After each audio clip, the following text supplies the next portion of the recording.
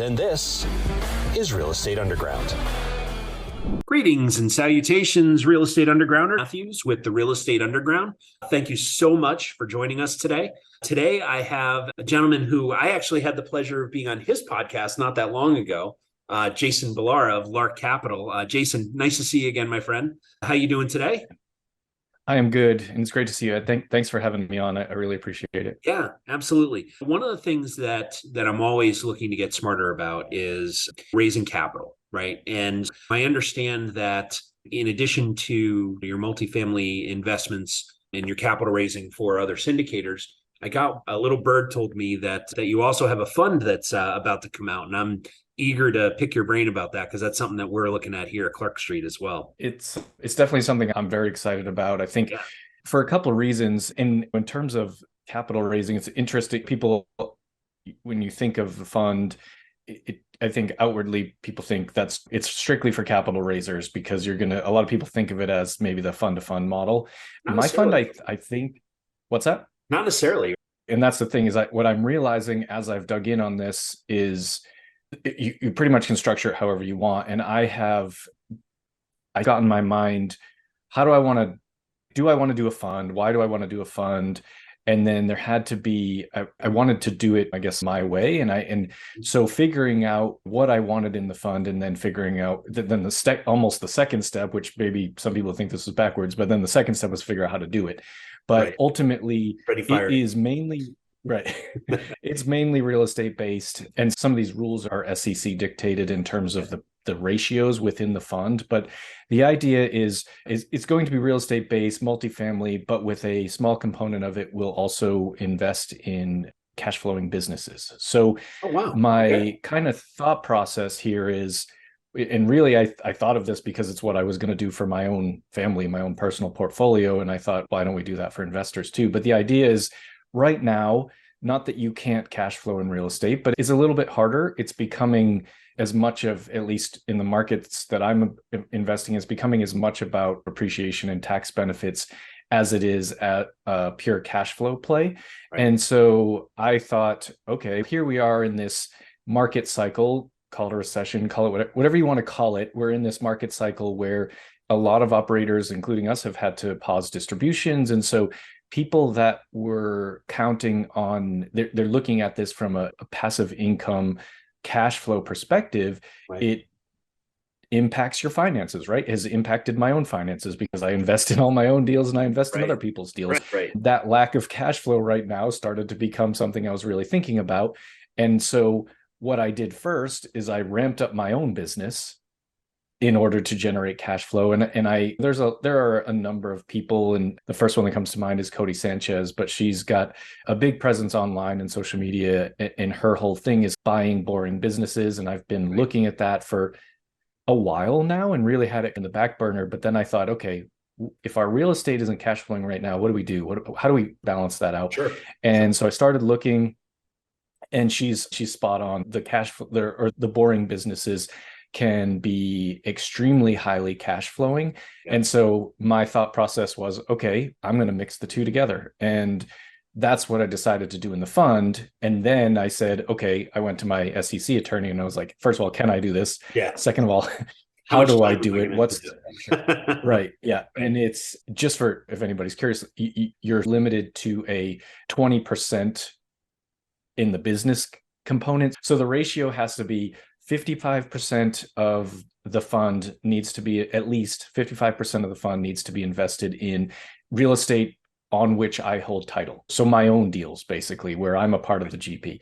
And then up to 20% can be in businesses. And then the in-between portion, which is 25%, could be fund to fund. And so there's a way to, I think, really diversify the fund in a lot of different ways here. We'll have our own deals. We can partner with others. So I have access to deals that maybe I wouldn't see myself. I can partner with people, bigger operators than myself at this point. I am partnering with one of my mentors on the first deal that's going to be in the fund is a very large deal out of Phoenix. And so in that instance, we will be fund to fund, but there's a lot of ways, and it doesn't have to be exactly those ratios, right? It's just at least 55 in our own deals, up to 20% in businesses. But Right. when you look at the numbers, you can really juice the cash flow that's coming in through the fund. We can also take advantage of that diversity. There's just, to me, a whole lot of different ways where it's going to benefit investors. And then probably what I'm most excited about is the impact on the back end. A lot of people don't know this, but I'm a veterinary surgeon. Veterinarians have one of the highest suicide rates of all professions. This most striking, what's that? I didn't know that. That's awful. Yeah, one of the most striking statistics, I think, is female veterinarians are 3.5 times more likely to commit suicide than the general population. So it's substantial. And because of that, there's actually an organization devoted to providing resources, mental health resources, sometimes financial resources, called Not One More Vet. And so the plan is to take 25% of the profits of the fund and roll those back into donate to Not One More Vet. So That's we awesome. will really have the ability to have an impact component to this fund. So I'm very excited about it. You get to do some good and do well also. Yeah. That's amazing. Congratulations. So when you're talking about a fund like this, is it like a traditional, there's a preferred rate, and then the fund, you own the fund as an investor, as a limited or a general partner, and then the fund owns a business or a property, and so that you're able to participate on an equity basis as well? Or like, how does the nuts and bolts work? Yeah. And so the easier part is, as the fund administrator myself, I am in charge of kind of pulling the strings, deciding where the money goes. Right. And when it comes to our own deals, I'm sourcing those deals. I'm acting as the general partner. I'm acting as the asset manager. When it comes to the fund-to-fund model, then what we're doing is I'm vetting other sponsors. And frankly, it's a very small list. There's about 3 people on it that I will invest with, but I know that the opportunities will be there with them. There's that part. And then the business is same thing. I'm a business owner. I understand the mechanics of running a business. And it's not going to be like we're going to buy 50 businesses. It's going to be probably 2 to 5 within the fund. And again, boring businesses with in-place operators. So I certainly am not trying to create a fund where I get 10 jobs. It's really more looking at existing businesses that are already having good cash flow. And as far as modeling out returns, my expectation really is we'll model the businesses just on the cash flow basis and stack that on top of the real estate. I'm not even going to, at least in projections, I'm not going to look at the sale of the business. It's more going to be, what cash flow has it got right now? What can we maintain with annual increases, that kind of thing. And then the sale at the end will just be gravy to investors. So it really, from a numbers standpoint, we can underwrite it very conservatively and still make sure that we're having good cash flow along the way. And it won't be necessarily dependent on the performance of one particular asset. Yeah, that's from my perspective, my job. The limited partners, yes, they're buying into the fund.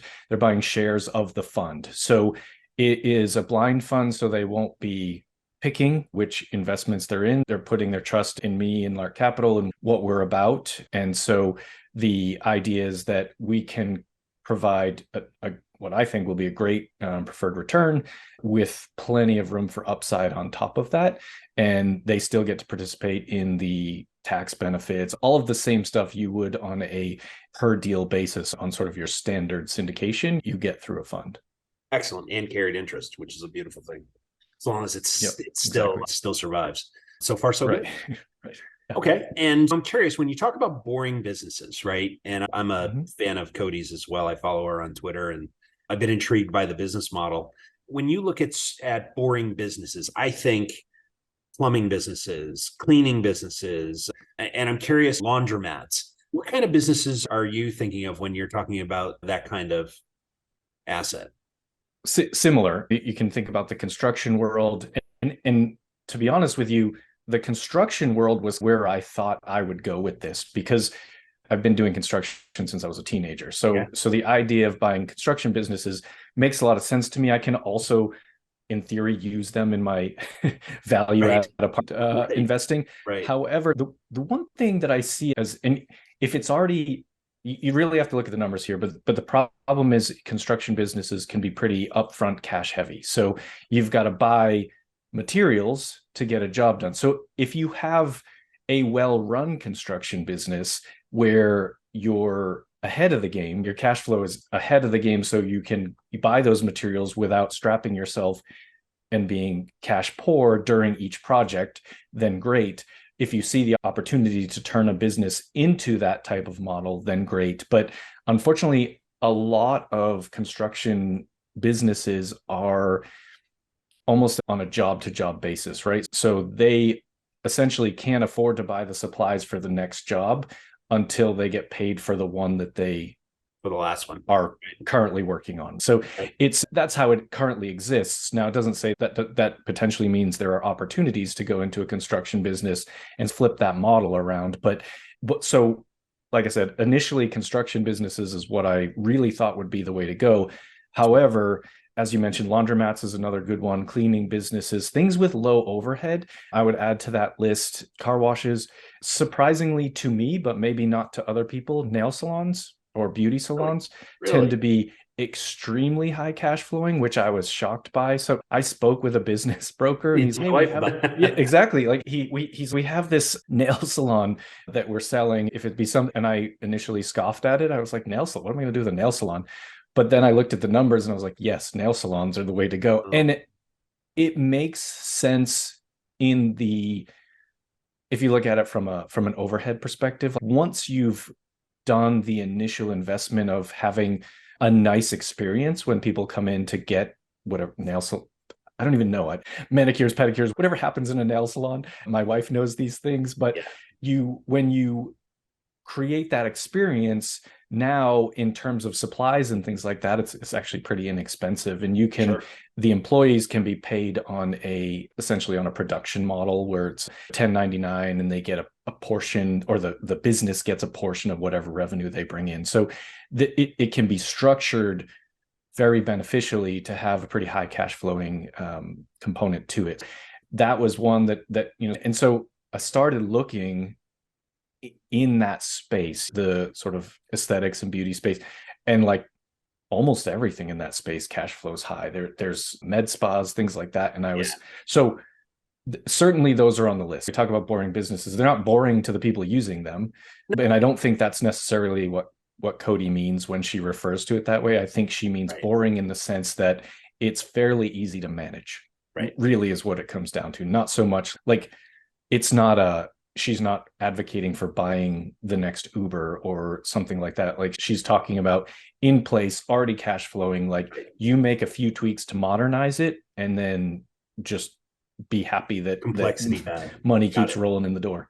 Yeah. Okay. I could talk about this because I am fascinated, and I'm going to have to start paying more attention to Cody, and I'm certainly going to be paying close attention to your fund.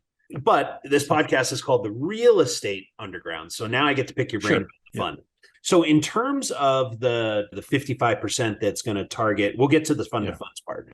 But as far as the properties that you're going to target, is it direct acquisition and operation of the properties, or are you lending money to other investors to then, like a hard money situation where your pref is 7, 8, 9%, and you're loaning out for 3 points up front and 12%, and then the arbitrage goes back into the fund? Is it like that, or are you buying directly? No, we're looking for direct acquisition, and actually that's required as part of that 55%. So I have to be on title essentially to satisfy the SEC requirements. So they really truly have to be a part of. I have to be a part of that general partnership. Now, I don't have to be the majority stake in that general partnership. Sure. I can be bringing capital and helping with asset management where someone else maybe did the acquisition. So it doesn't necessarily have to be me start to finish doing everything. This is still very much a team sport, but there are certain requirements. Even if you look at the business side, some businesses come with real estate. So in theory, those ones that come with real estate also satisfy that requirement on the 55%. So this fund is really meant to be opportunistic. So it may be that we don't do a whole lot of fund to fund because we found a bunch of deals ourselves, or we got to partner with people, be on the general partnership. But the idea is there are minimums set up by and with good reason. It makes sense. And you want truth in advertising, real estate, and you want real estate, or I want real estate to be the foundation of this. I think that is, in terms of long-term wealth, the appreciation and the tax benefits that you're going to get are going to offset that cash flow that's coming through these businesses. So there's some real benefits to mixing the two. But yeah, real estate is certainly the foundation. Yeah. And so when you're looking at real estate, like with the business, it's interesting that you're like me, you are very focused on cash flow. I love the idea on the business side, business acquisition side, that you're not necessarily paying close attention to appreciation opportunities. That's the cherry on top. On the real estate side, I'm curious how you view the mix in terms of your focus with regard to cash flow versus appreciation and what you're looking for in those properties. Yeah, that's a great question. And I think the answer to that question has probably changed, at least for me. It's changed in some ways. It has also probably changed for a lot of people just based on where we are in the market cycle. So a couple of things are going to be driven by the debt market, right? We're not going to get the same leverage that we were getting even a year ago when we go to acquire something. So our leverage is going to be much lower, which in turn actually pushes up the cash flow produced by the property in theory. But it also means, in theory, there's more equity going into the deal. And so you may have, in theory, again, lower returns because there's more equity within the deal. But all of this is hypothetical on paper numbers. And so you really look at this from, I want it to cash flow. That's great. But it's probably on the real estate side, but it's probably not my number one focus. My number one focus is going to be the overall return on those deals in the 3 to 7 year hold time. To me, that's the most important thing. Now, there are certainly cash flow focused investors, right? If you're, I don't know, maybe you're at retirement age and you want to be in real estate, but you have to live off that income, cash flow is going to be really important. And I think that's where we're bringing the businesses into this fund really make it beneficial all around. And so the idea on the real estate is, let's find something that ultimately at the end of the day is going to end up as the best returns overall for our investors. And that's likely means we're able to appreciate it a lot. It's a value add play, that kind of thing. But we'll be really looking at everything: the debt structure, certainly the length of hold time, what is the opportunity within that deal, and seeing how it all plays together, especially within the fund. How is that all going to play together with the rest of it? How is this particular real estate deal going to fit with the deal that's a fund to fund model that's going to fit with the businesses? I'm actually having, it should be about done, I'm having a essentially custom made underwriting model for this so that I can easily model out exactly how it's going to go, or not exactly how it's going to go, but how we project it to go, and be able to show that to investors and what components are contributing where. So they'll be able to get a swath of information around across the various businesses that the fund is involved in. They'll be able to see cash flow in terms of like pillars, for instance, of over here, we're seeing an 18% return. Over here, we're seeing a 2% return. Net, that's 10%. And life is, hypothetically, I mean, that I know that math isn't real, but that's really good. That's brilliant. Okay. I'm not going to put you on the spot, but I'm dying to know who the 3 sponsors that you would do business with, but I'll ask you offline. You mentioned there's only 3. I'll tell you.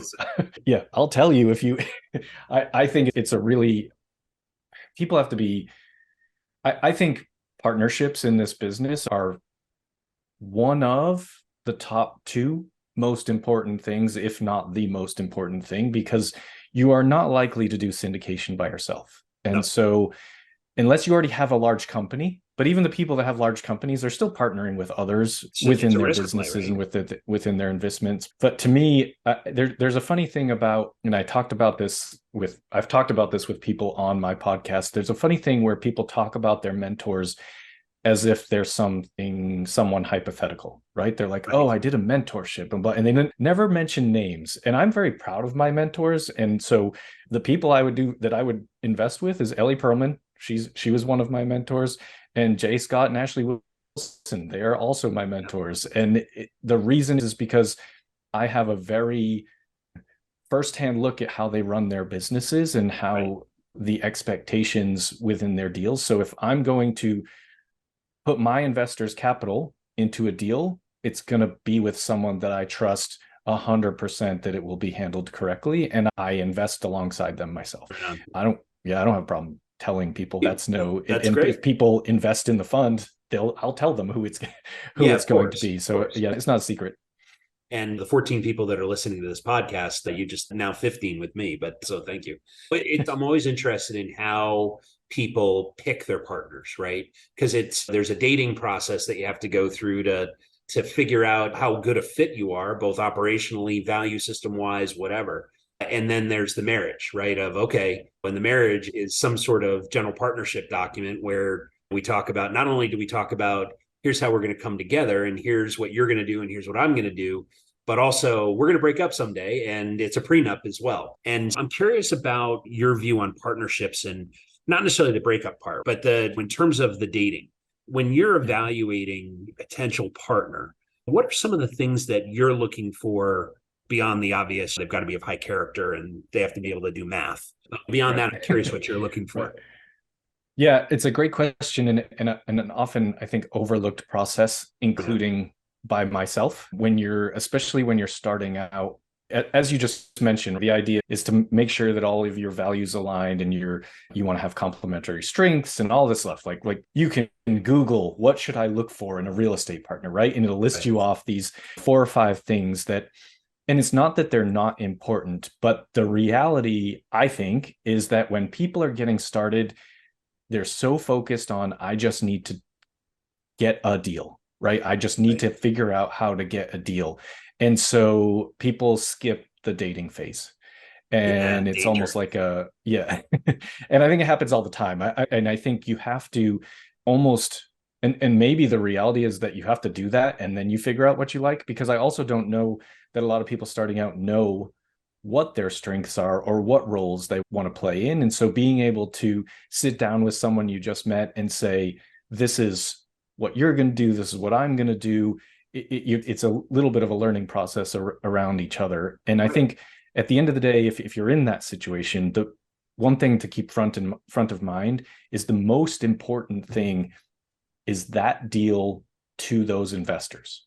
So whatever your differences might be with your partners, whatever your problems might be with your partners, you got to figure it out and get through that deal so that your investors come out whole. That's because if you let your feelings, your just disagreements, if you let that blow a deal up just because you couldn't handle being in that relationship, that's your fault, and you've hurt your investors for that reason. So you've got to realize what the end goal is here, and everybody has the same end goal, whether you find out that you have alignment with those partners or not. And it even if you don't, like, not aligning with someone doesn't mean that they're not a good investor or not a good real estate investor. It just means that maybe you do the same thing, right? And you don't need 3 people on the team doing acquisitions. You don't need 3 people on the team doing investor relations, right? Because then people are wasting time and not doing what really needs to be done. So it's figuring those dynamics out, and they can be figured out as you go, but you got to be a real adult about it, because it's sometimes hard and there's a lot of stress and money involved in this business. I think over time you can figure that out. Now I've been in the business for 3+ years, and so now I know, like, future deals, future partnerships, I have a much better sense of what I would be looking for in a partner. I would be much better about defining specific roles, that kind of thing, because it just makes your life easier down the road. So much easier. I don't know if I really answered that question, Ed. I think kind you of did. rambled, but... I think it comes down. So what I heard was you need to figure out everybody's highest and best use and where they can add value to the partnership.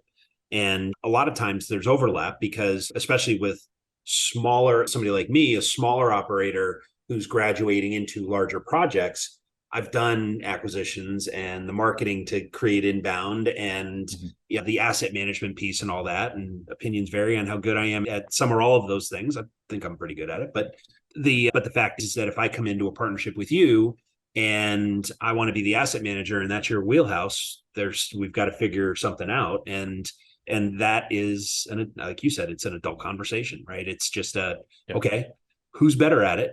And if it's Jason, that's fine. And where else can I add value? And if I can find another place where I can add equal value, then I'm a fit. If I can't, then I'm not. And that's okay. That's fine. Right. I'll take my ball and go play on a different court. It's okay. No problem. Yeah.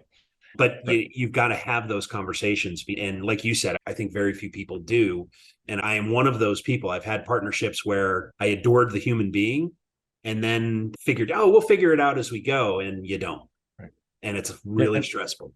Yeah. And so, you can be, this is why people say don't do business with family members, don't do business with friends, because these things can get hard. Right. But you can do business with family and friends if you can have those conversations and still say friend. Like just because it's someone's your best friend it may not be a good business fit. Just be friends, right? So it's just, or it could be the greatest partnership, but you got to be able to say who's going to do what and then stay out of each other's way too. Even once those things are defined, you got to stick by it. So it's just having the tough conversations. Yeah, I had one when we were going full time here at Clark Street with my wife, who's an accountant. And one of the reasons our relationship works well is we're personality wise, we're basically opposites, right? I'm the creative visionary and she's an accountant where everything is, she keeps the trains running. And I had asked her, I said, I would really like it if you would join the company and we can figure out roles. And she thought about it for all of about 9 seconds. And said, I don't think that's a good idea. I think you and I work very differently, which she did it well. She did it well. She said, I support you and I'm excited for you, but I think you need to find someone that's a better fit for you. And I went, okay, I appreciate the candor. And the last thing she said was, I like you more as my husband than my business partner. So I'm gonna pick the former, not the latter. That's cool. That's fine. Right. And knowing who you are and what's important to you as you go into a partnership. And this is, by the way, a human being I've known for 34 going on 35 years. So she knows me really well. And I like to think I know her well too. But the fact is that you've got to date, you've got to think through what's the highest and best use of each and every person in that business. And if there's overlap, you really need to explore whether you're staffing up correctly in terms of a partnership. Absolutely agree. One of my biggest pet peeves in almost, I was gonna say in business is probably like almost, I hate inefficiency. Me too. And there's nothing more inefficient than two partners, marriage, business, whatever you want to call it, focusing on the same thing. Right. Even if you end up with the same result, you're just wasting someone's time. So it's really figuring out where time should be spent. And it's not that hard to figure it out if you have the conversations. Absolutely. Yep. It's just a matter of having those conversations and then documenting them and then living up to it. Yep. So Jason, I'm obviously you're an accomplished person and you're obviously very smart. And so I'm curious, leaders tend to be readers, right? And so I'm curious in terms of how you consume information, whether that's podcasts or audiobooks or physical books or webinars or whatever. I'm curious how you consume information when you want to sharpen the saw, so to speak. And then also, I'm also curious about who you're paying attention to these days. Or creators. Yeah, I think in terms of consuming, I love to listen to podcasts. I've been lately more focused on business podcasts than real estate specific. When I got started, I listened to like literally every real estate podcast I could get my hands on. But I think the reality is that you, as a real estate investor, you own a business. And in reality, with syndication, each one of those properties, each asset is its own business. Yes. So learning how to run businesses more efficiently has been a big focus of mine in terms of what I listen to, what I watch from a podcast standpoint. In terms of reading, I have found that I much prefer reading an actual book than listening to an audiobook. I know it's maybe not the most like efficient way to do it, but I think the reality is if I'm listening to an audiobook while I'm doing something else, I'm probably not listening very closely. So if the book is really worth my time, I want to hold it and take notes and be able to read it again and again without having to figure out where in the audiobook I have to go back to a specific section. I've done both, but I learned that it just ultimately works better for me to have the book in my hand. Who I'm paying attention, I already mentioned Cody Sanchez because she's in business. I also have been really heavy listening to the Hermosis, Alex and Layla. Yeah. I know they're a couple and they do a lot of this together, but talk about like people that have figured out their strengths and how to work their partnership together. Like it's really impressive to see. He's very much about marketing and sales and does a great job with it. And there's a lot of really useful tips in his podcast and his social media. And then she, on the operational level, is like what she puts out is literally better than anyone else I've seen. And it's not even close. Like the stuff that she puts out tactically, how to handle difficult situations, and they're both very candid as well and honest. So it's pretty cool to listen to them. I haven't gotten the opportunity to see them in a live situation yet, but I would love to. But that's who I've been excited about lately. Because like I said, I'm trying to figure out business management, business scaling, and real estate's a part of that. Yeah, it's interesting. If I'm speaking in front of a crowd or I'm doing something, I'll ask, what kind of business do you think what business do you think I'm in? The old Ray Kroc question, right? And invariably they say customer service or rental properties or real estate investing. They say the obvious things. And the fact is we're in the marketing business, right? And when Alex Hormozi, I listen to Neil Patel every day. Right. And it's really about because that's my highest and best use is as a marketing guy here at the company. But it's interesting. And the fact is that operationally, I too listen to the Hormozis, and Layla is someone that I admire greatly. It's interesting. I just discovered them like 6-8 months ago. And I read, me too. Yeah. And I read $100 million offers and got sucked into their vortex of the community. And I've been paying attention ever since. But yeah, the two levers that make it the easiest to succeed in our business are getting really good at marketing, creating awareness of what you're doing and how you're doing it and why it's unique. And then from an operational efficiency perspective, getting really good at lowering costs and slowly but surely increasing revenue. You do those three things, you're gonna do okay in this business. Yeah, 100% agree. You said we're in a marketing business, but I think that's absolutely true. And I think the reality is that every business is a people business. Despite what you might think, every business is a people business and how you can interact well and work with others. And that's whether that's, as we talked about, partnerships, whether that's talking about employees, whether that's you work for someone and it's your employer relationship, like all of that stuff. If you can figure out how to be the person that people want to work with, you'll go far. It sounds stupidly simple, but I honestly believe that's it. But it is just that simple. Be the person that people want to work with, and you will be successful if you can achieve that. Yeah, an old boss of mine, Rob Bernstein at Coupa Software, told me once. He said, I look at the partnerships that we have and the people we employ as investments, and there's got to be a return, and it's bidirectional. They've got to get value out of it. It's a value exchange. They've got to get value out of it. We've got to get value out of it.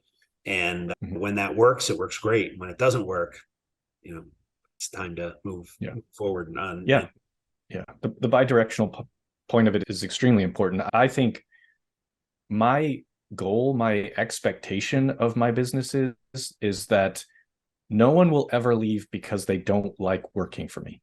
Right. And I don't mean you have to like me. Like we don't have to be friends. I mean that you're in a working environment that is good for you. And because I think that's how you get the most out of people, and you don't have to worry about things like turnover and things like that. So I think to me, it's extremely important to keep that in mind. It's somewhat comical to me when you hear about all the people complaining about how they can't hire good people and stuff. I'm like, you can hire good people. You just have to pay them. You have to treat them well. That's it. Right. That's the difference. Yeah, it's interesting. You read our HR surveys of why people leave their jobs, and money is almost never in the top three. Right. It's usually 4 or 5 on the list. And it's things like, I felt appreciated. I felt like I added value. My manager respected me. right? The company was committed to helping me grow, right? Those are the things that are important to humans, right? They want to contribute. They want to feel like they're adding to the greater good of whatever they're doing, but also they want to be recognized as, hey, I'm part of this. I'm helping here. And it's amazing. I admire your position that you don't want anyone ever to leave because they didn't like working with you.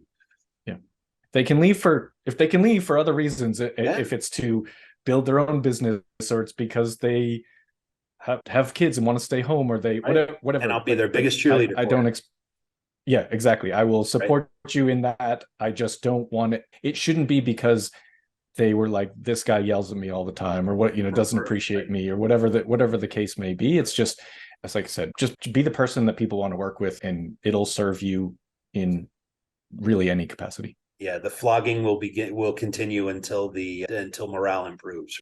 That's no good. So Jason, I'm really excited for you in terms of the launch of your fund. I'm really excited to hopefully, maybe even play a role in being one of your investors at some point. And in terms of your overall business, I'm fascinated by the buy boring businesses part. So at some point, you and I I'm gonna buy you a virtual cup of coffee because you're in LA and I'm in Connecticut. I'd love to pick your brain on that part too. Jason, thank you so much. If people want to get in touch with you or learn more about the fund or your business, what's the best way to do that? Yeah, best way to reach me is generally email, Jason@Lark Capital. That's the easiest thing. You can go to my social media on Instagram. It's @Lark Capital, Jason Balara on LinkedIn. Those are the easiest places. I'm on Facebook. I'll be honest, it's not my most active spot. Yeah. We have a website, but I think really just email me. I'm happy to talk to people, happy to discuss what we're doing, discuss the fund if someone's interested. It's all, to me, these conversations are always interesting. I appreciate having them with you. I'm from the Northeast, so I imagine next time I'm up there, we can meet up somewhere and have that coffee in person. So I would love that. It'd be great. And I've got family in Southern California, so if I'm heading out that way, I'll let you know. Perfect. Yeah. Perfect. All right. Hey, Jason, thank you so much. It's good to see you, my friend. And I wish you well with the launch and everything else. Thank you so much. Thanks for having me on, Ed. I appreciate it. Thank you. What I can do now where I'm at in the business is I can find a younger investor that has a few deals and he's done something, him or her has shown me what they've done. I can now owner finance it to them.